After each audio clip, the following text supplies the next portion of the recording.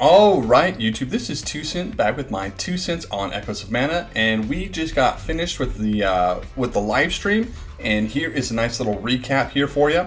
The first part of the live stream, they kind of just gave us this little, I don't know, progressy sort of things for any players out there who are trying to figure out how do they increase in their CP versus where they're at currently.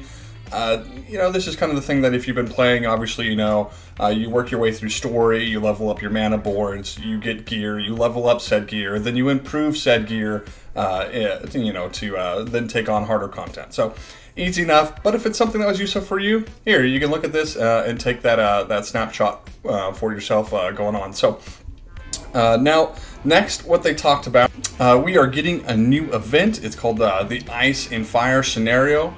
And basically, you're going to have this boss. This is one that we had talked about with that event where you need to kill so many of these bosses between Chapter 7 and then this boss here. Once you get that, you unlock certain rewards as a whole community, you know, as we get to those totals. So that's it, starting on the 30th for that. And you can see down there the event boss is this lizard. That lizard is Figmund, so it will be weak to fire attacks. So that means, you know, you're going to bring your Popo and your Chrism Wizard, and then you can bring this girl right here. We're getting another version of Moly, a 3-star version that's going to be able to boost your fire up units, and it has a multi-strike, being able to increase the combos. So it should be great to be paired with your Chrism Wizard or your Popio. So definitely for your free-to-plays out there who are, you know, you're probably going to at least have Chrism Wizard unlocked and be able to utilize her, and then maybe another 3-star unit, and you've got a whole team right there. Or you can always sub in a healer, the other Honeycomb or Sumo or something like that. So I think that'll be kind of the way to go with that. And we're also getting a 3-star member gem like we do with just about every boss event now, where that member gem is specifically designed for that boss as some extra damage against it. So I haven't been leveling these in the past, mostly just because I haven't really felt like I had enough memory gems like components or Luca that I felt like investing in it, and I didn't feel like I really needed it. But, you know, I'm now sitting in a place in the game where I can kind of throw my member gem mats and my Lucra at something like this to get that kind of edge in the combats here.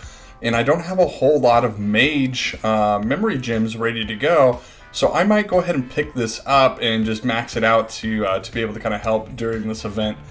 And I'll let you know what you know, later on if I felt like that was a good investment or not. So also as a big excitement for everybody, we're going to get a new banner, and I'll tell you what, you know, we've had a lot of new units, but none of them have looked like this. So we're getting another version of Angela here, and we're getting Julius, 2 new fire units to just kind of help with this event. It's definitely, I think, the new direction that we're going now, is we're going to get some fire here between the memory gems and the new characters here. Looks like they are giving us those free-to-play options with like Mousseline, and then the card there, and then here's going to be the if you have saved up some crystals or, you know, light spenders / whales, here's a banner for you to go in and spend some money on. I could not get them confirmed. I asked them during the live stream if they're going to get the split banners as well. I'm assuming so, since the last 2 you know, duo banners we've gotten split banners you know, a week or 2 after. So we'll have to see, but I could not get them to confirm that for us during the live stream. They did not know that information. So might be worth just throwing a 110 pull out on this, and then normally we'll know when this banner's live when the single solo banners are coming. So they have to give us a little information on each of these units. So we see here Angela is going to be a skill-based attacker who boosts her intellect, cuts her own MP cost, which is nice. And then one skill, she'll be able to recover MP in her with her, you know, with her ST, which will allow her to keep, you know, doing her damage on there. So obviously one of the major problems with the current 4-star Angela is that running out of MP, and then all you have to do, you know, all you can do is auto attack up in melee range, and that doesn't work out well. So at least this ST will be able to kind of help give her some MP back to help keep her out on the field. And then her reduced MP costing skill. So when we get the full kit, we'll definitely have to look at that. But right now, it seems okay. Then we also got our 4-star Julius, Battle Edge Builder, who lowers target's intellect and spirit. So this is going to be similar to the Charlotte that we just got, that was Dark Element, being able to debuff the enemy's spirit. Going to be great for your mages. Obviously being Fire Element will help pair really well. And it looks like it's one of those where when he uses a skill, it'll help boost your special technique and you know, increase the damage from that. So overall, I still want to see more of the kit.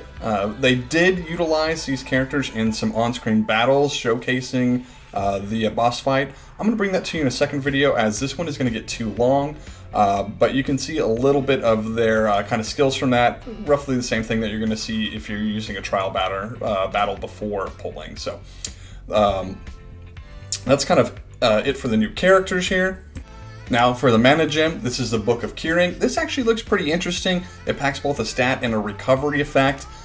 So when you're above 50% HP, you get an intellect boost. When you're below that, you'll actually get an HP continuously like heal. So, I mean, that'll be kind of interesting. We'll have to see exactly how much HP is being restored from that.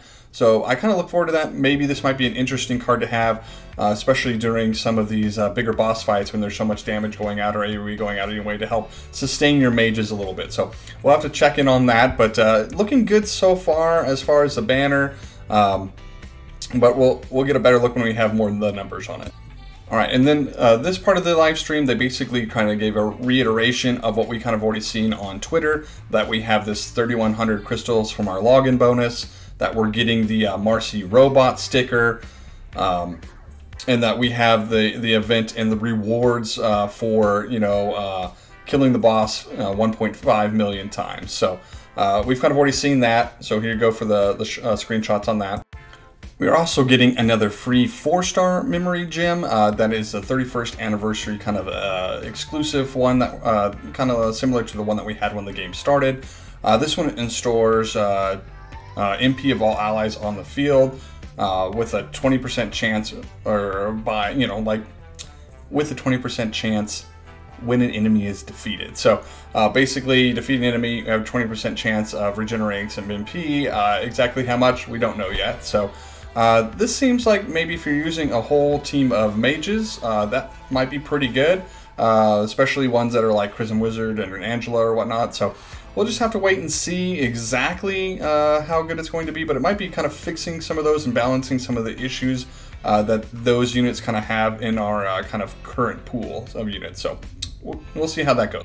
All right, and then for like the most interesting, but also the most useless information of the night, we are finally getting information on the coming soon section, but they're just basically telling us that we'll get information on the coming soon section. So it seems like in here, yes, it is coming. They did give us kind of a date about mid-July, which we'll see on the next screen here. And then that there's also going to be an additional mechanism to utilize the extra 4 stars. They didn't give like a really good indication of what that meant either. So I don't want to go into too much kind of interpretation, as I think it's a little cloudy yet to say much on that.